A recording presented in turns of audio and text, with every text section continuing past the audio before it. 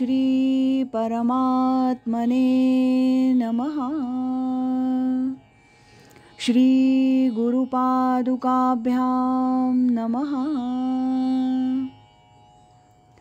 पूजनीय स्वामी भक्त डॉक्टर सुषमाताई वाटवे लिखित सद्गुरूंच्या सान्निध्यात भाग दुसरा या पुस्तकाचं क्रमशः वाचन आपण ऐकत आहोत। आज ऐकूया या पुस्तकातील 1978 या शीर्षकाच्या लेखाचा भाग तिसरा। स्वामी म्हणतात, आज उशीर झाला यायला, 11 वाजून गेले। सुषमाताई, हो, सकाळी घरी कामाला लागायलाच उशीर झाला, 9 वाजले।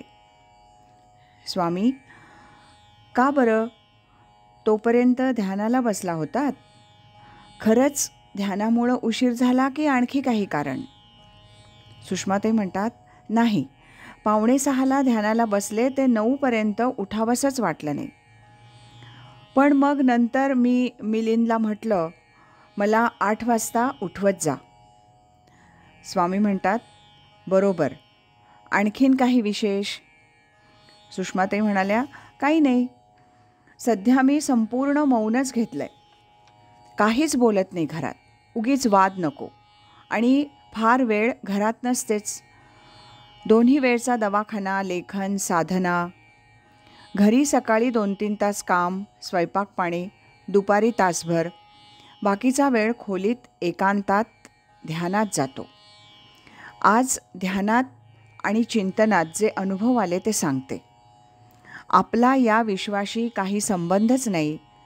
एखादी चांगली गोष्ट घडली अथवा वाईट गोष्ट घडली, दोन्हीशी आपला संबंध नाही। आपण अगदी वेगळ्या ठिकाणी असून आपण सतत तिथंच राहायचं आहे। फक्त एखाद्याकडे जायचं असेल तर तेवढं काम करून लगेच घरी परत, तसं देहाच्या अंगानं काम करायचं की पुन्हा आपल्या स्वरूपाच्या ठिकाणी परतायचं। त्या स्थितीचा अनुभव सारखा स्मरणात ठेवून त्या अनुभवात राहून काम करायचं। स्वामी म्हणाले, बरोबर, हेच ते, देह तरी वरी चिलीकडे, आपुलिया परी हिंडे, परी बैसका न मोडे मानसीची।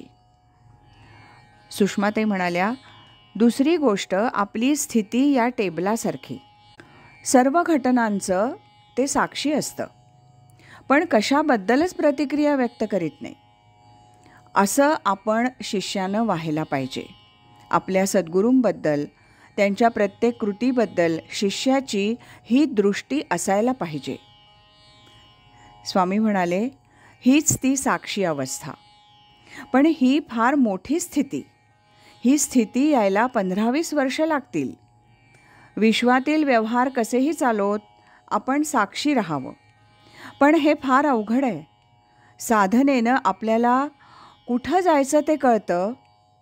सद्गुरूंबद्दल, त्यांच्या कृतीबद्दल मनात कोणतीच वृत्ती उठता कामा नये, कारण तिथं मी कोणी नाहीच, सद्गुरू फक्त आहेत। ते सांगतील ती आज्ञाप्रमाण।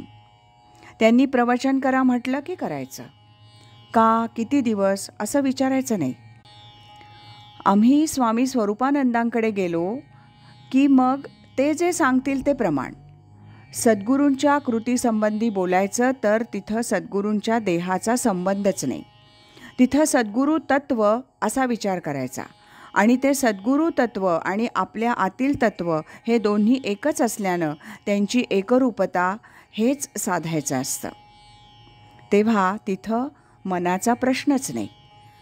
त्यातून समजा मनात वृत्ती उठली तरी ती अशी कशी उठली असा विचारही करत बसू नये। स्वामी पुढं म्हणाले, हा देह फार काळ राहील असं वाटत नाही, पण माधवनाथांचा एकच संदेश आहे सर्वांना, आनंदात राहा, खूप आनंदात राहा। सुषमाताई म्हणतात, कसं आनंदात राहणार तुम्ही असं सांगितल्यावर? स्वामी म्हणाले, मी आपलं तुला सांगितलं आणि कुणाजवळ बोललो नाही हे। मी जास्तीत जास्त खाली व्यवहारात मुद्दाम लक्ष घालण्याचा प्रयत्न करतोय, सर्वांशी रंगून बोलणं चालणं करतोय, पण हे खरं नाही। सुषमाताई म्हणतात, मला त्या गुरुतत्वाशी मिळून जायचं आहे. स्वामी म्हणाले, हो जाशील ना, मिळून जाणारच, पण त्याला काही काळ हवा ना. सुषमाताई म्हणतात, जर इथं प्रत्यक्ष गोपाळकृष्ण आणि सद्गुरू असतील तर आम्ही म्हणू आम्हाला सद्गुरू पाहिजेत, दुसरं काही नको. स्वामी म्हणाले, तुझा भाव मी जाणतो, पण हे नीट समजून घेतलं पाहिजे. स्वामी स्वरूपानंदांकडे आम्ही गेलो होतो तेव्हा आमची हीच अवस्था होती.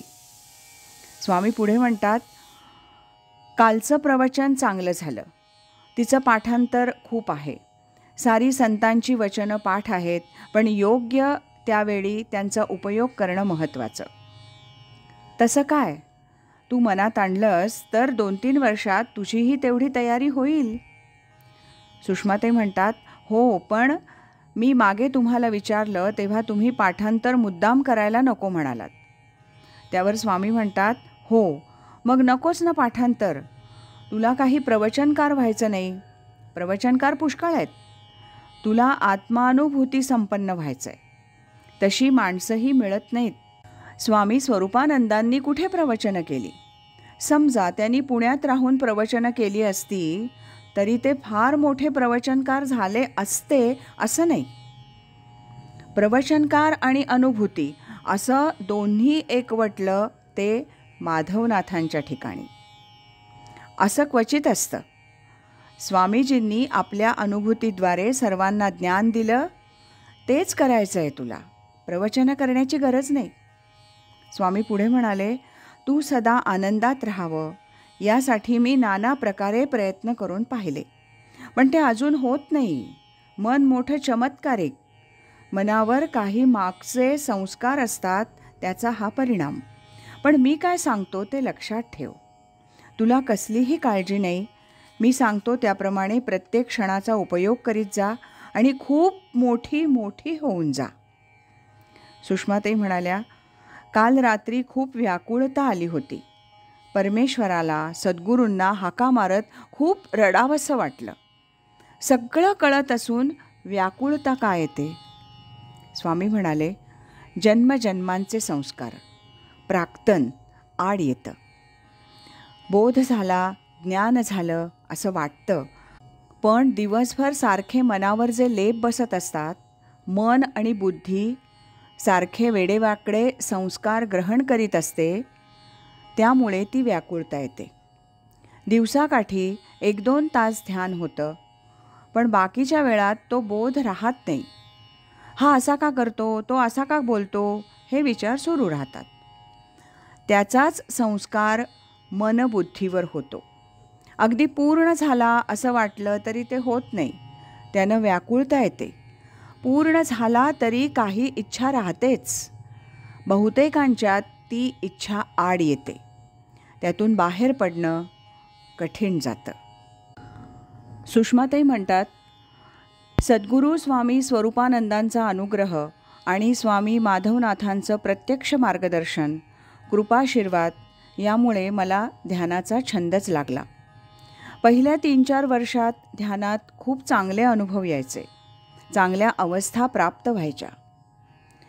एकदा अशाच एका सुंदर अवस्थेचं मी वर्णन करून स्वामींना सांगितलं तेव्हा ते म्हणाले, वा, म्हणजे तुम्ही मुक्त झालात. आता हा जो बोध झाला त्याला अनुकूल अशी आपली प्रकृती करून घ्यायला पाहिजे, म्हणजे लोकात मिसळून कार्य करणं सोपं जाईल.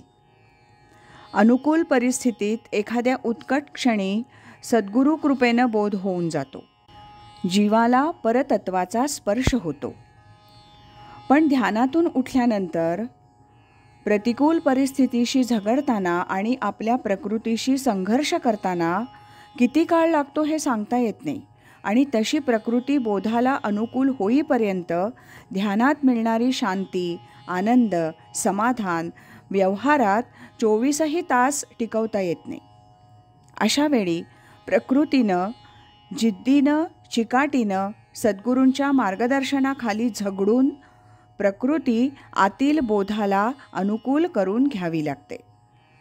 यासाठी जास्तीत जास्त एकांत, साधना, आत्मपरीक्षण, आपल्यातील अवगुण शोधून ते सावधपणाने लक्ष ठेवून काढण्याचा प्रयत्न, मनानं मनाची समजूत घालणं, समोर येणारी परिस्थिती कोणतीही असो आनंदानं स्वीकारणं, निंदकाकडे केवळ दुर्लक्ष न करता त्यांनी दाखवलेला दोष आपल्यात आहे अशी आपली खात्री पटल्यास तो दूर करणं, अशी बरीच खटपट साधकाला करावी लागते.